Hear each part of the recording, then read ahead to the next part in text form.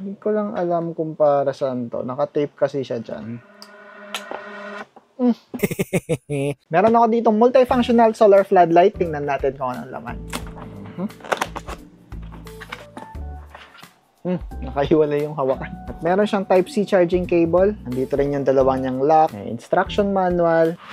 At ito naman yung solar floodlight. Ayun, ganda. Nandito sa harap yung kanyang ilaw at nandito naman sa likod ang kanyang solar panel. Ayan. Ayan siya, magkabilaan. Diba?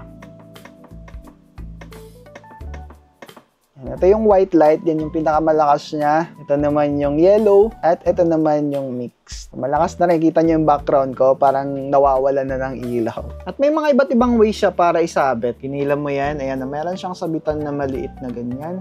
At meron din siyang dalawang magnets dito. Itong dalawang to pala, ayan, nag-e-extend na ganyan. Ayan, para pwede maging stand at hindi siya madaling matumba, di ba? Ayan, oh. Kung gusto mo naman gawing permanent na, meron din siyang mga butas dito para pwede mo na siyang screw. At nandito naman sa baba, nandito yung kanyang Type-C port. Dito mo siya i-charge. At meron din siyang dalawang output. Try natin kung gumagana nga ba siyang power bank.